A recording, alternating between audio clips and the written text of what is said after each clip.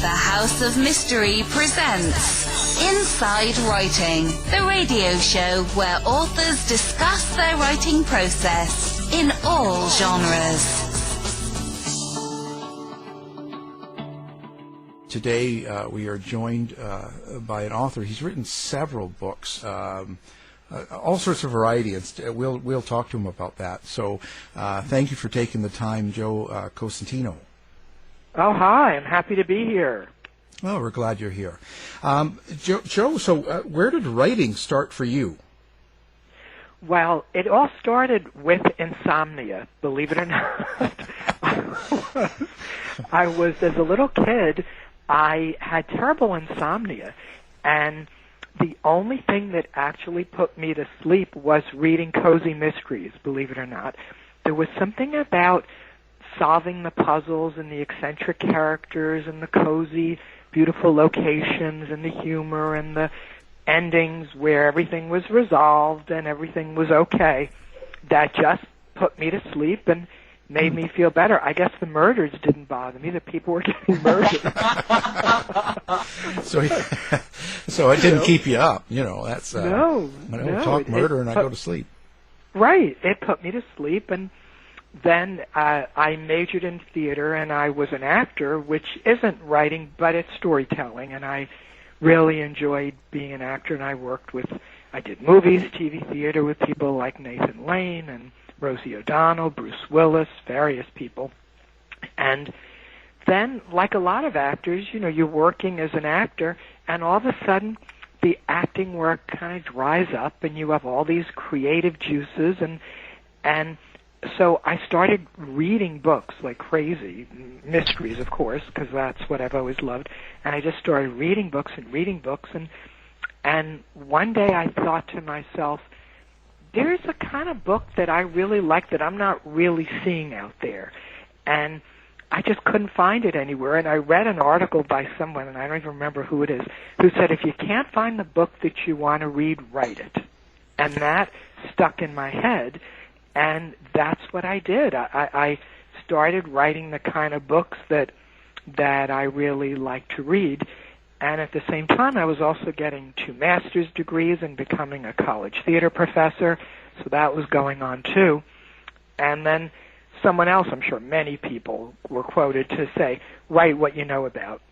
Yeah. So I created 2 mystery series. One are the Jana Lane mysteries, about an actress who solves murder mysteries, and I used my film, TV, and theater experiences for the Jana Lane mysteries. And there's 5 of those, and they're published by the Wild Rose Press.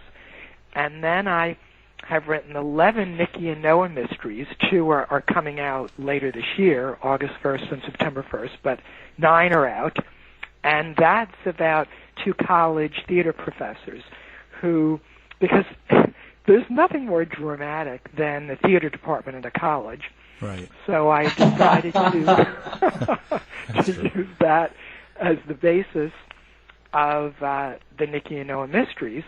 And unlike most mysteries that I've read, first of all, they're LGBT mysteries, but they're also very funny and very campy, and they have some serious moments, and I deal with serious social and political issues, but they're very, very funny. And that was what I was missing in the other books I was reading. And I love all kind of mysteries. Gay, straight, Gregory Ash is with us, love his mysteries. But Gregory would probably agree they're probably not can't be funny mysteries. Oh, I appreciate it. I was going to say, I've read some of the Nicky and Noah, but I haven't read the Jana ones. But I would say yours are very funny. And I was curious about how you chose that word campy. How do you feel like people have reacted to that? Because I think in the gay mystery genre, that is, I would say it's unique or at least very rare. Yeah, I totally agree. I haven't really read, I've read so many authors, John Michelson, you know, many, and I love all of you. I love all your work, and you put me to sleep at night, which is good. Boy, that's something to be known for. But everyone must be here. How's that for a backhanded compliment? Read the book and fell asleep. Yeah. But no, I think I think you're great. But I agree. I haven't really found kind of wild, funny. One reviewer I remember wrote when reviewed my book that this was that actually cured her husband. He was dying, and this is really a true story. Oh. And she still reviews all my books for a website. And she said that her husband was dying, and she read him one of the Nicky mysteries. He laughed so hard he got better. Oh, I cured somebody. But I love Boy. That's got to be the biggest claim. I mean, that's amazing. You got to send that book to Donald Trump. Yes. Well, he would definitely not like my books because I think. It might help, I'll tell you. Yeah. Well, but that's interesting because when we're talking campy and we're talking about funny and stuff, do you think this is the same reason that even in Hollywood, when they have a lot of films out, and you're talking about the Academy Awards, comedies get ignored a lot, even though they are still really good work, and there's still a lot of good parts to a comedy. Is it the same in books, do you think? Yes, and I'm really glad Gregory asked me to get upset when people say they're funny. Quite the opposite. I think it's the best thing to make people laugh. What could be better, particularly nowadays with what we're going through? What could possibly be better if somebody can... When I write these books, I'm laughing out loud. And if when people are reading them, they're involved in the mystery and the romance and the story, but yet they're laughing out loud every page, what could be a better compliment or a better gift to people? And if people think comedy is lower than drama, that's their issue. I've never thought that. And I say I'm an actor, I'm a college theater professor. I've always thought it's a gift to make people laugh. And so if that's what people are saying, great, the more the merrier. But there's one thing that is a little odd about the series. There's 5 murders in every book. Oh my God! Oh, is that all? Yeah, is that all? Now keep in mind that except for a few of them, and a few of them Nicky and Noah go away to other places. They go to Alaska in one, to Hawaii in another, to a castle in Scotland in another. But the other ones, most of them take place on the campus, and it's a beautiful Victorian-style, Edwardian-style campus, and most of them take place there, and they're always doing a show, because they're the theater department, so they're doing a show, and there's always 5 murders. Students, faculty, various people around. They do a show in the second book, Drama Muscle, for the bodybuilding department, and they're doing various shows. And so what I tell my students and my faculty colleagues, if anybody ticks me off, I'm killing you in the next book, because I need to kill 5 people per book. And so I do get to have a lot of fun. If anybody bothers me, it's a great release to just, kill them in the next book. And you mentioned about Trump. Nicky and Noah are staunch Democrats. Oh, good. And, yeah. And they started, as is Jana in the January Mysteries.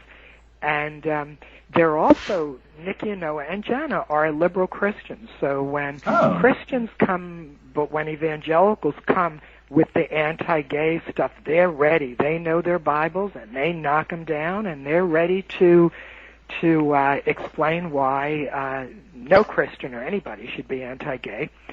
And as Democrats, Nicky has a lot of very famous sayings. He likes to use metaphors and analogies in a very funny way. So it would not be unusual for him to say something like, I feel happier today than a Republican legislator doing anti-environmental regulations, or giving a tax break to the top 1%, or putting in anti-gay regulations, or or appointing some anti-gay judges. He says things like that. So Trump would definitely not like my books. No, you should advertise them on Fox News and get them going, Right, exactly. J.D. Horn was on last week, and he said that he always killed off people he knew in his books, people he didn't like. So you were kind of touching off on that. So do you kind of pull your stories from people that are around you? Mm-hmm. Oh, all the time. And I'll change their names, of course. And actually, I do. I'm not going to tell you which book or which character, but there is a character, very clearly Donald Trump, in one of my books, one of the Nicky and Noah mysteries. But I might change a name, of course, to the names, but I might change the description, or even sometimes the gender or the race. I have every kind of race and gender orientation in my books, and gender identity. So I might change that, but what else are you going to write about but what you know about? So I write about things that go on in my life and people I've met and that I've known. And there's even, I mentioned I worked with some celebrities in the past, so I've used some characters based on them, and I might change Speaking of celebrities, by the way, I got off the phone with my 95-year-old mother just before, and she reminded me, Grega liked this, she reminded me that years and years ago, she saw me do a play with Nathan Lane. And she said, he and his husband just put out a children's book. And she said, you should write a children's book. I said, Mom, I wrote 30 books. Can you just give me a little, none of them are children's books, but can you give me a little credit for that? She said, yeah. But I think Nathan Lane, his husband, probably made more money on that one children's book than you made on your 30. Oh, I see what's going to happen in the next book. Right. Someone's fallen and they can't get up. Oh. Actually, yeah. Nicky's parents. Nicky has Italian parents, and they're based on my parents, and they're very funny, and they say a lot of really witty things. So they're in my books too. Yep. Oh, great. Oh. Now, Nicky and Noah. So they're in. You said you have 11. 9 are out. How do you develop these two characters throughout all of these books? Like where does that come from? This is really fascinating for me because I write true crime, so everything I'm not creating people's lives and what they go through. I'm just sort of, it's like reporting on what they've done. So you actually create it.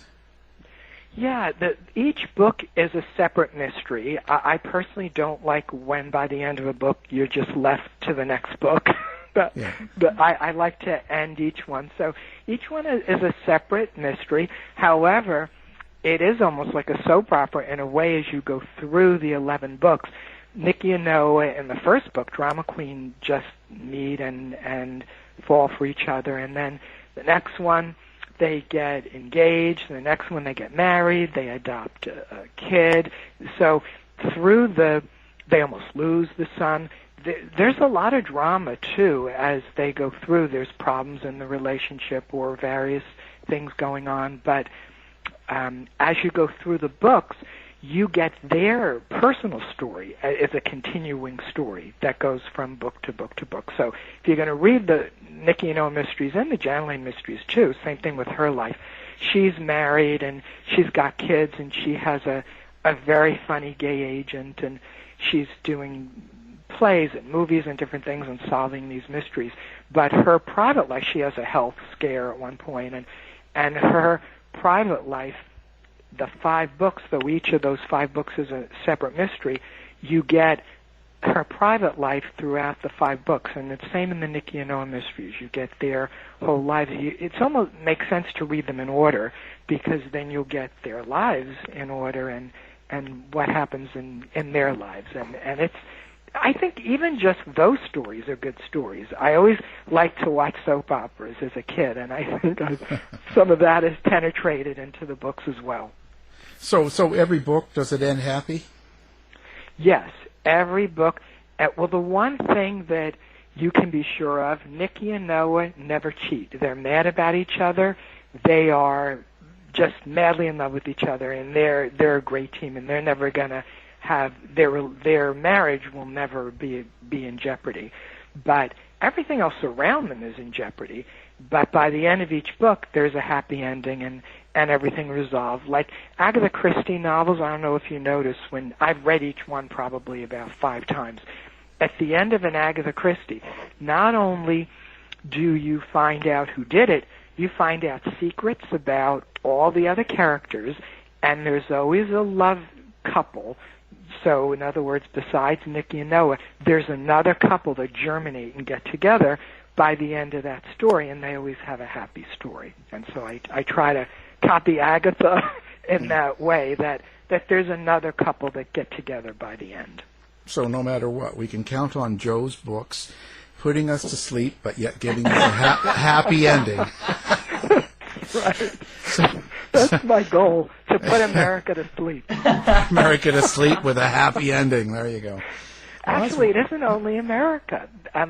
For some reason, I have a lot of readers in England and Australia. I think they just connect to that a little wild, a little elevated sense of humor for some reason, and I have a lot of readers in those 2 countries.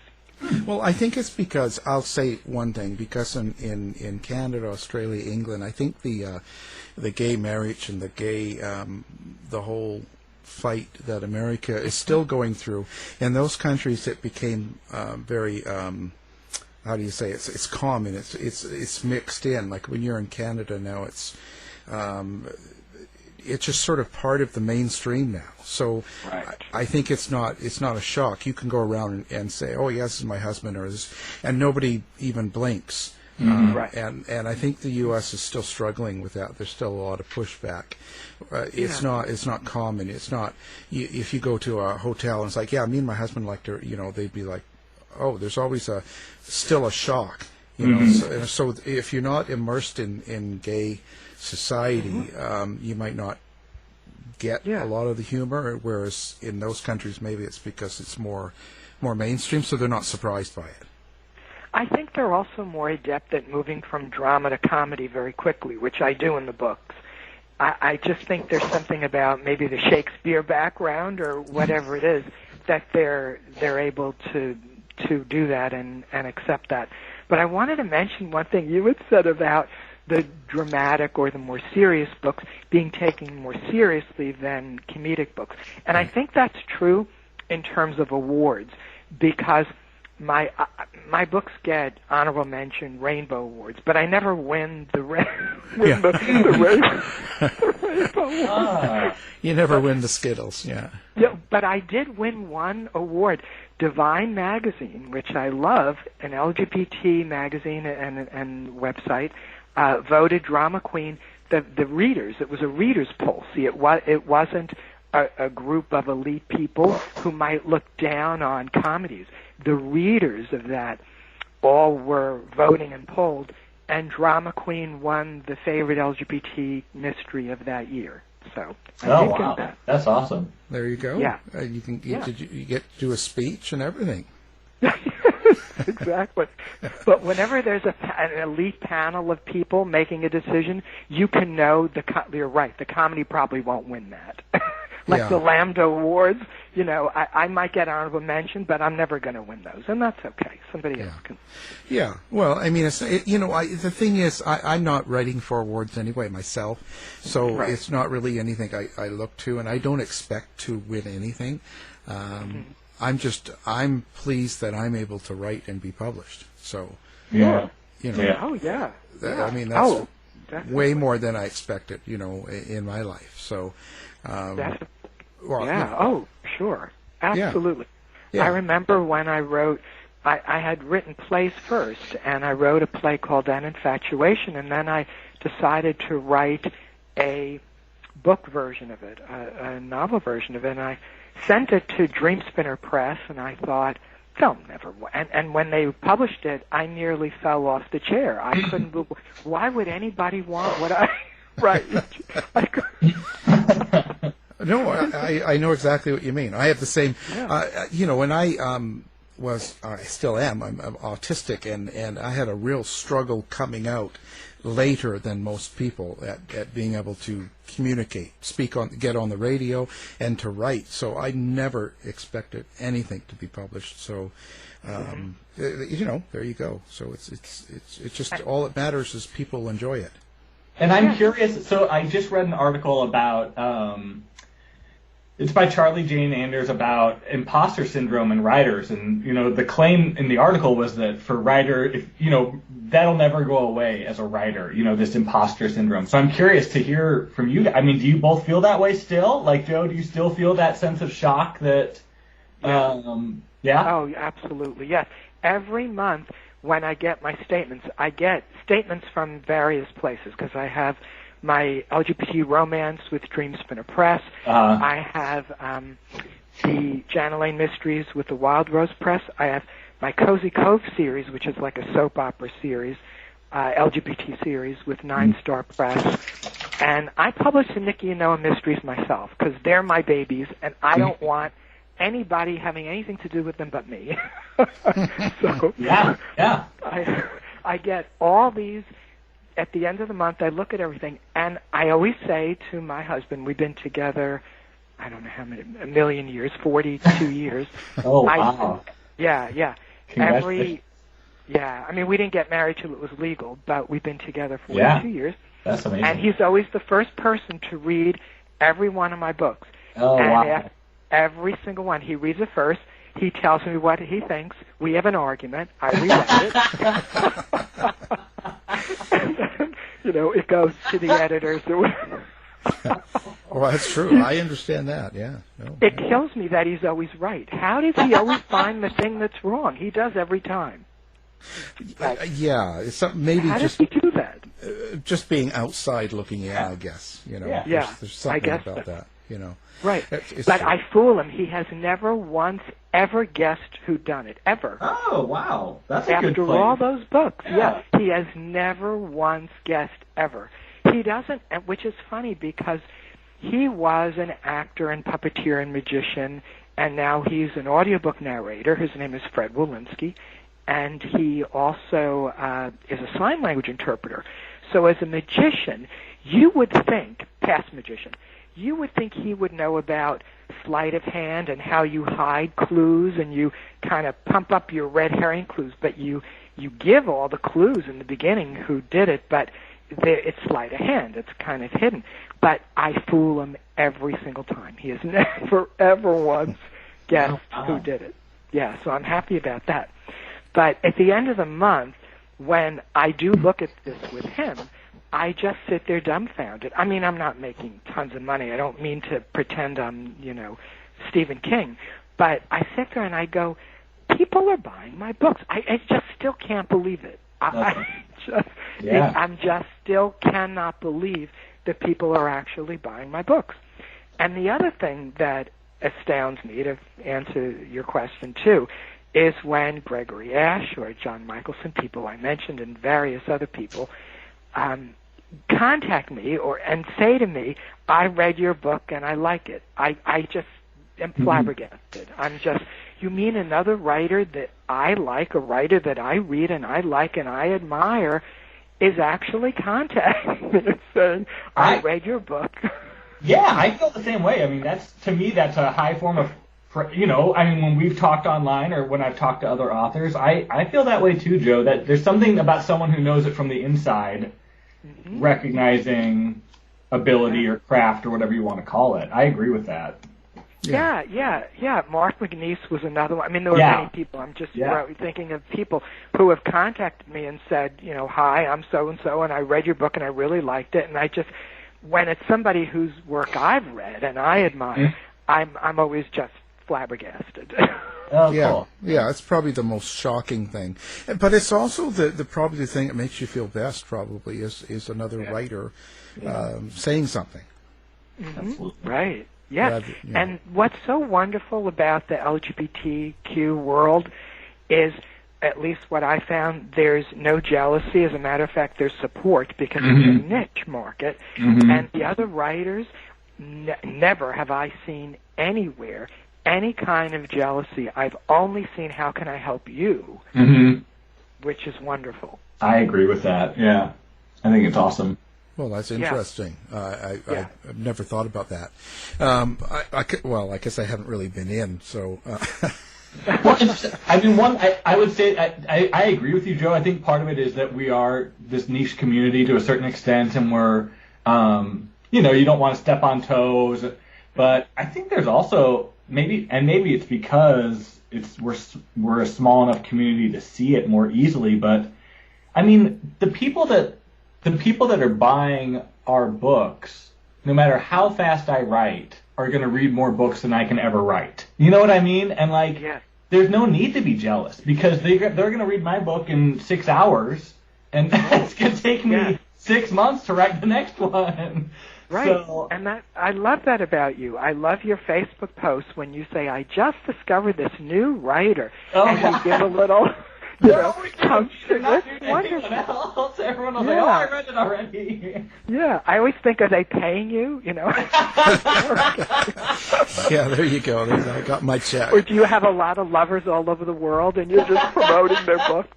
Yeah, I've got my Fiancé episode coming out pretty soon, so you can. Yeah, you always do that, which is really generous. I try to do it too, if I can.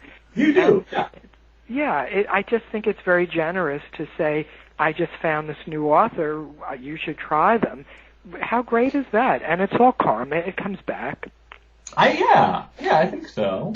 Yeah, it's a good thing. I'm sorry. I like that. Can I mention one other thing about awards, though, since you brought up awards? Yeah. I do. You said about awards you don't write for awards. I don't write for awards either, but I want desperately because they're so theatrical, obviously, my novels, I desperately want them to be made into TV series and movies. Ooh. And in each one, I've written a part for myself. Yeah. In the Nicky and Owen Mysteries, I'm Martin, the department chair. Oh. I'm Jana's agent in the Jana Lane Mysteries, Simon. So in each one, I write, part for myself. And I want to win an Academy Award, and then I want to say all the political things that I want. Just give like a scathing political speech and be the talk of the whole country. How could he have said all those things? That's my goal. I want to be like the Jane Fonda of today. Yeah. Burning your bra on stage. Right, that's right. That's my goal. Well, that's wow. I mean, that's a goal. I like it. Yes. Yeah, it's a goal to have. And I have put a lot of posts and websites about that the LGBTQ books should be made, and I haven't only said mine, I've said many other ones, should be made into movies and TV shows. I think that Hollywood is missing a really good market of stories that completely untapped, by the way, that should really be made into TV and film adaptations. Would you think that's part of a mainstream problem?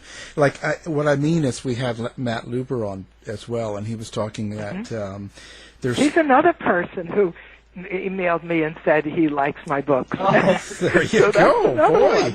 He's a smart Yeah. fellow, and he was talking, but he was talking about how it's still a problem or an issue for mainstream publishers to take on these types of gay books, like with gay characters in it and stuff, where it's focused on the gay community. So he said it's still a big issue for that. Do you believe that too? Is that how you feel? I totally do. I mean, Dream Spinner Press is the biggest LGBT publisher, but they're still small and they're having problems. I mean, it's a niche market, so it's the biggest fish in the little pond. It's still not going to be like HarperCollins or any of the big publishers. And the reason the big publishers don't want these books is because they think they're only for LGBTQ people. But that's not true. 80% of my readers are straight women. And this is all across the board. LGBTQ novels are read primarily by heterosexual women. Of course, gay men read them too, but there's absolutely no reason why these books couldn't be taken over by a mainstream publisher.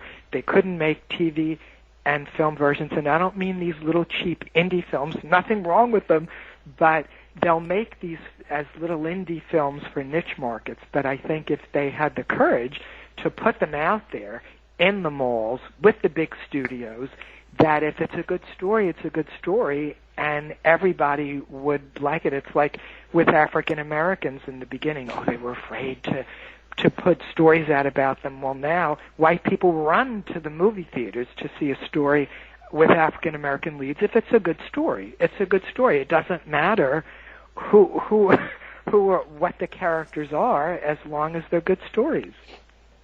Yeah. Well, and one thing that is interesting about the way, I guess, especially gay. I mean, and I'm thinking of this in terms of your books, Joe. Like, when I look at books by major publishers with gay men as the protagonists, they kind of tend to fall in two categories, and they are very rare. I mean, I agree with that. The first problem is that they're just very rare, although we are seeing more of them. But the next issue would be, I think, that they're either kind of displaced in some way, so it's either historical fiction, or it's fantasy, or it's science fiction, right? Like they're occurring in other worlds that aren't our own, or they are just exclusively butch. You know, like there are very few. Right.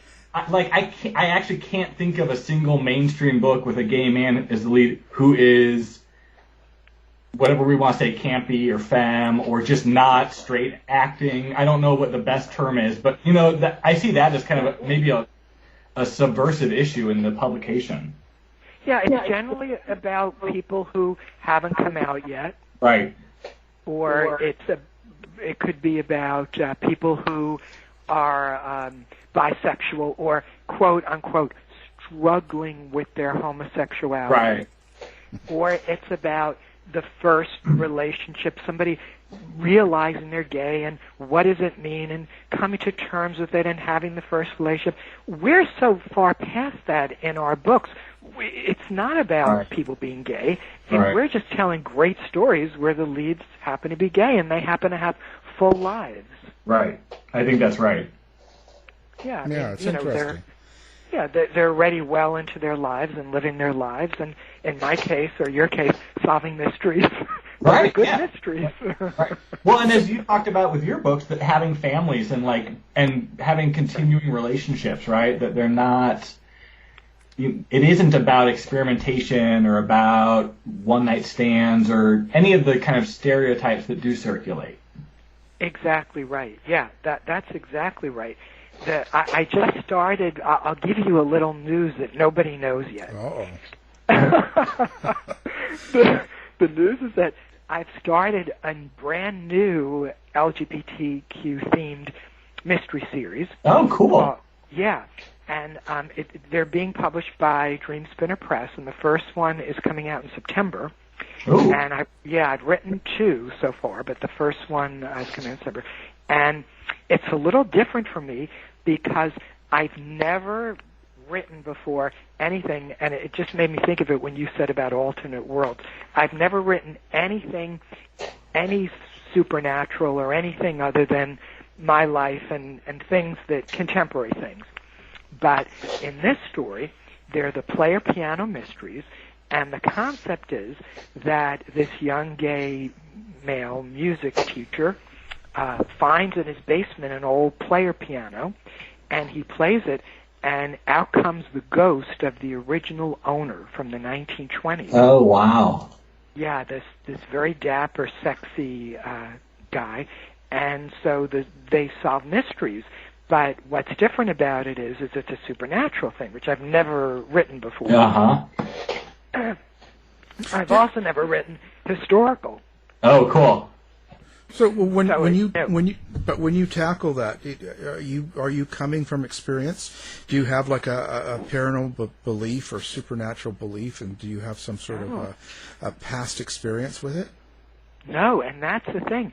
This is something not based on anything in my life, not based on anything that I've read about. It's just totally my imagination and research. I had to research the 1920s.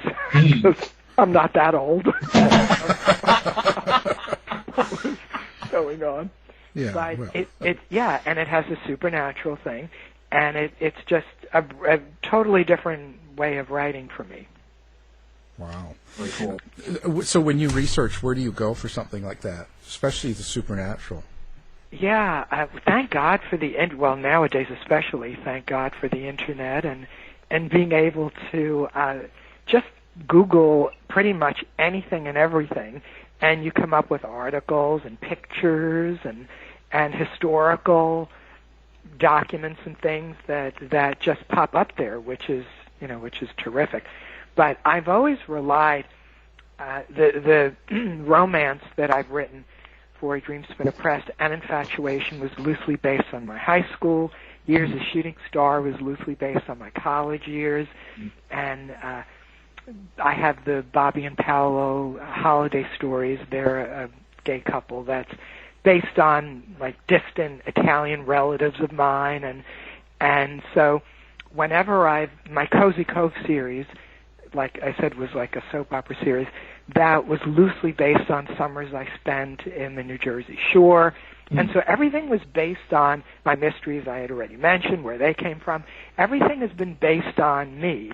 And this is the first thing that has absolutely nothing to do with me. It's just pure imagination, which is fun. Wow, that's interesting.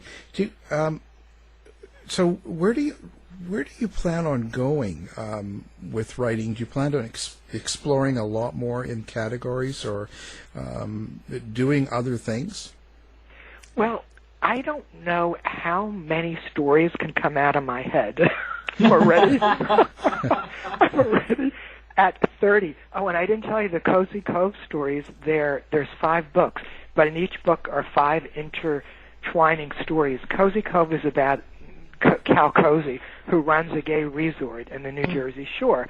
And each book is a summer, and it's who stays at the resort, and it's their stories, and they all intertwine. Oh, fun. And unlike other things I've written, they're not erotica, but they do have a lot of sex and romance in them, which is kind of foreign to the other things that I've written. But my point is that that's like 5 stories a book, and then all my other books. So I think that I'm fast approaching the point where I just am feeling like I may not have too many more stories left. So I think my next thing I'm going to do is write screenplays and teleplays of some of my books and try to get something happening. Oh, cool. Yeah.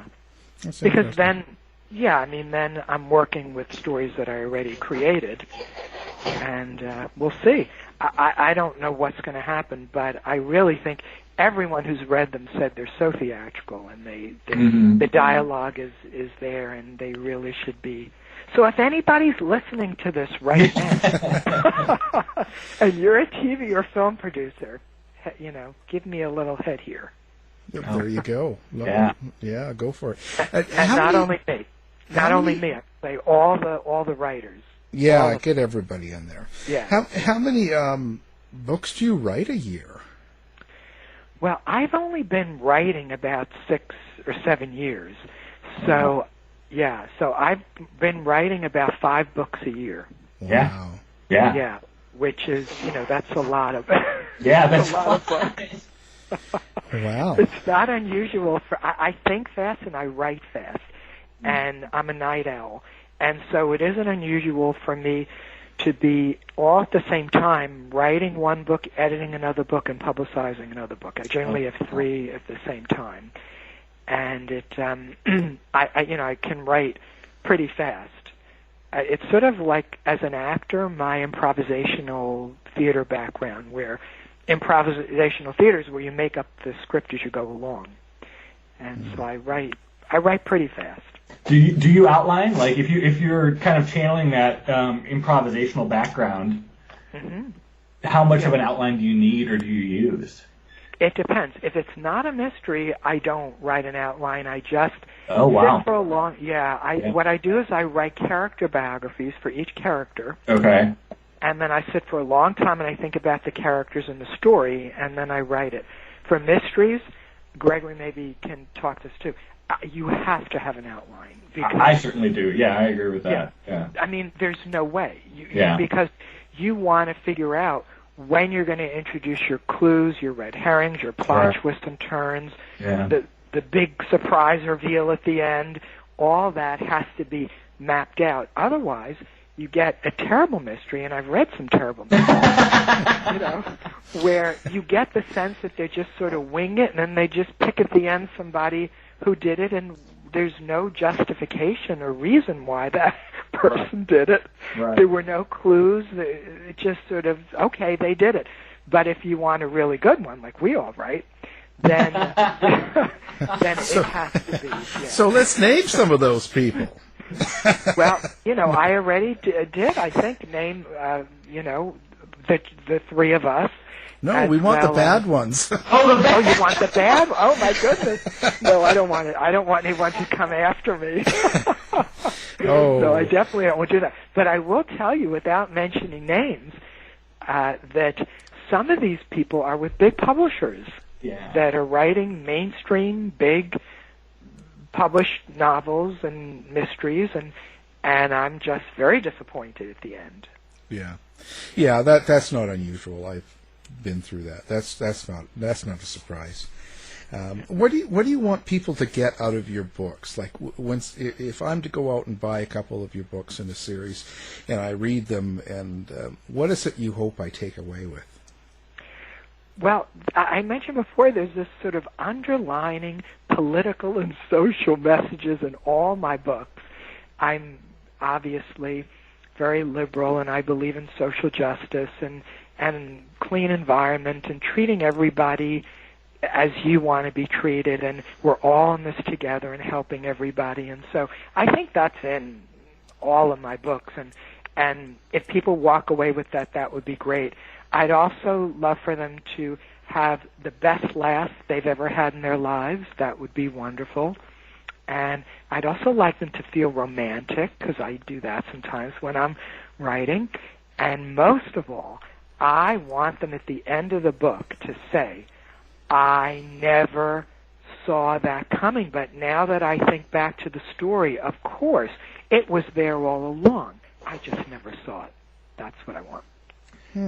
That surprises me. I thought for sure you were a Trump supporter. So, Joe, that idea of the kind of surprising but inevitable with that final twist, how do you do that? What are the steps that you take to build that? That's the first thing I think of when I write a book. What generally happens is I wake up about 3 o'clock in the morning with a surprise twist ending. That's where I start. Oh, wow. And I go, oh my goodness, and I write it down, and then if the next morning I can read it, would be good.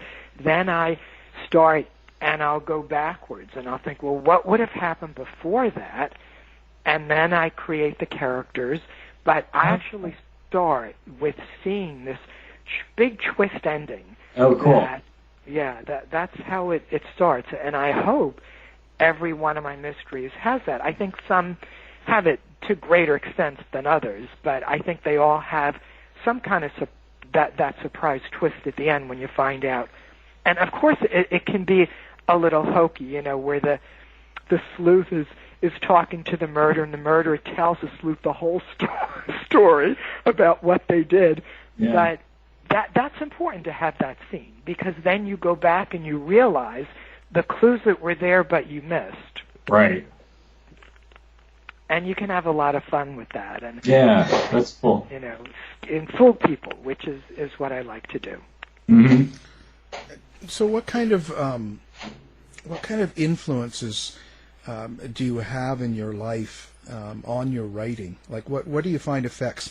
And I bring that up in the sense of right now with the COVID-19 and the pandemic and all this stuff going on, and the controversy and the fighting and all that. But at the same time, there's kind of dark cloud over the world. You feel very uncertain. There's all that feeling.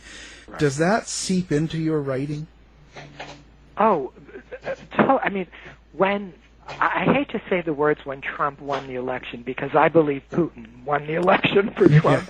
But when that whole thing happened, the first thing I did was write Drama Detective, which I believe is the funniest. I think they're all funny, but I think that's the funniest of the Nicky and Noah mysteries. It's where Nicky and Noah do a musical version of Sherlock Holmes play, and I think it's probably the funniest one.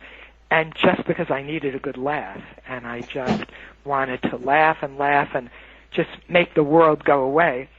And because before that election, many of us were on Facebook telling people, this is a corrupt crime family. We know in New York, I'm in New York, we know this crime family. They have so many lawsuits against them. And if you put them in charge of this country and you put them together with a party that is only interested, the Republican Party, pretty much, this is my opinion, is only interested in the top 1% in destroying the environment, destroying minorities, destroying the country just for their own greed of that top 1%, and they don't care about workers, they don't care about children, they don't care about the aged, they don't care about anybody but their wealth. You put that crime family with that party, this country is finished. And we were right. I mean, Trump ignored this epidemic. He got reports about it. He ignored this for 3 months. And every single person that died, and there were many because of that, are on his head because he ignored this. And that party ignored this. And, not only the health crisis, but then we have packing the federal courts with the worst judges, picking the worst people you could pick for the cabinet, criminals all over the place, letting criminals go, letting criminals get off, and basically making this country the laughingstock of the world, deregulating the environment, deregulating gun control.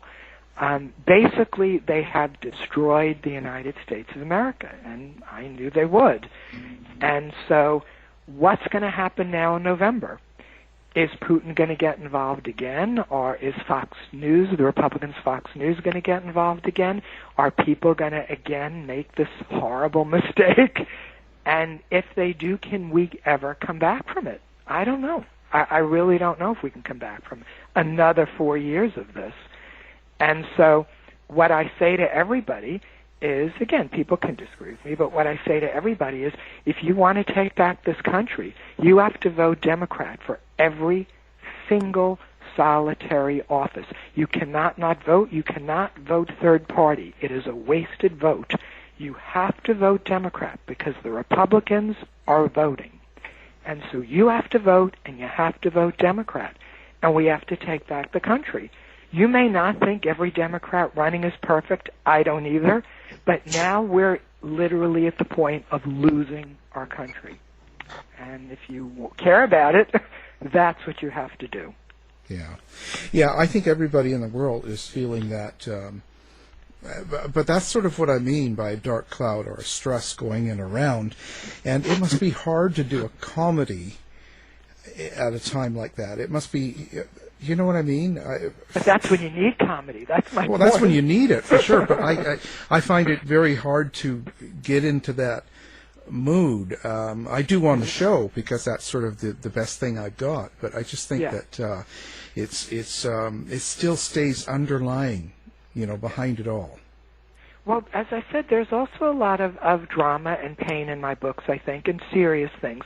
But I think that writing the funny things just is my way of getting through. Everybody has their way to get through a disaster. Yeah. Some people might just haul up in the corner of a room and cry. Some people might pray. Some people might get out there and help people and raise funds and food drives. And my way is to just write funny things. It makes me feel better. And hopefully when people read them, they feel better too. And it's just comedy is my way of dealing with tragedy. Yeah. Well, that's pretty amazing, and we're glad you do that. Now, do you have a website or a place that people can come find out about you or maybe be in contact? Oh, sure. Please do. Yeah, it's my name, Joe Cosentino, Cosentino, .weebly.com. So it's joecosentino.weebly.com. And that's my website. I have an author page on Facebook. I'm on Twitter. My Twitter handle is Joe Cosen, Joecosen. And I'm on Goodreads. I love Goodreads. Yeah. If anybody wants to look me up on Goodreads, this is another, going back to what we were talking about, another place where I love to find other authors, read their books, review them on Goodreads, and hopefully help other authors, because Goodreads is a great place for people who love to read. There's a lot of groups on there. There's LGBTQ groups, there's mystery groups, and you can talk to other writers and readers about your books and just any kind of books that you're interested in. So that's a good place too. Yeah, I like them as well. Good place.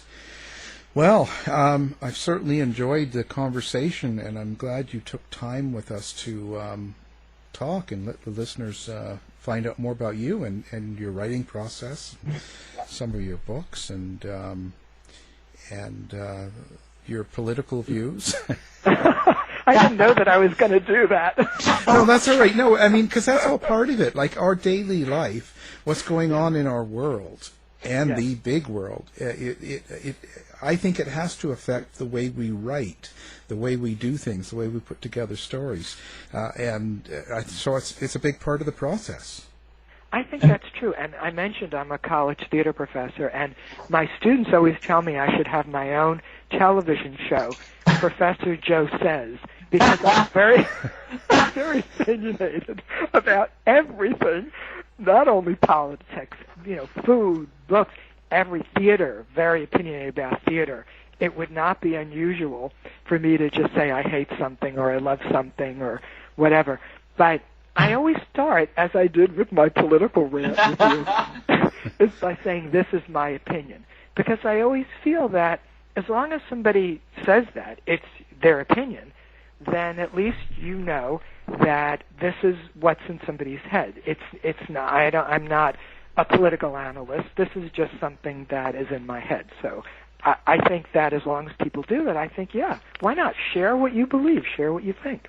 Yeah, exchange your ideas. I think that's great. And so do you wake your husband up when you get up at 3 a.m. with your ideas? Oh, no, he would kill me. But he's an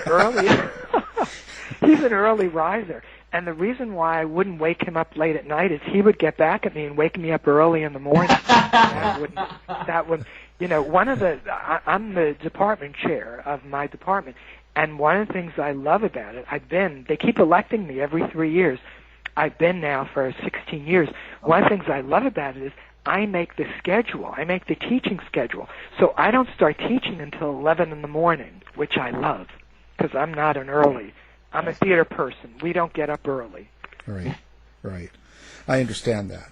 I was in the theater program for 1 year, and we shared the foyer with the music program in college, and I liked a guy, so I transferred to the music department. Oh, good. Oh, that's great. That's a story right there. It is. I ended up with my degree, and going to bed with him was just not worth it, so it all turned out for the good, I think. Yeah. But theater, I have to be there at night. Theater people have to do their, not right now, of course, right. But which is why people should be reading like crazy right now, because the theaters are all closed. Yeah. But when they reopen, theater people have to be there at night, so you can't expect them, if they're getting home at midnight, to then be there for an 8 a.m. class. It just can't. It can't work that way. No, it doesn't work. No. Well, so that's the end of the show. And again, well, thank you. It's been amazing. Our guest has been Joe Cosentino. Thank you. Thank you so much. This was a lot of fun talking to both of you at the same time. I got a double hitter, so I lucked out. Yeah, we're big at three-ways. We can put on Facebook the three of us have had a three-way, and let's see what happens. There you go. You've been listening to the House of Mystery radio show. To find out more about our guests, hosts, or show, go to www.houseofmystery.com. Show's over for now. Was it as good for you as it was for me? Yeah. Good night. This has been a production of Something Weird Media. I'll be back.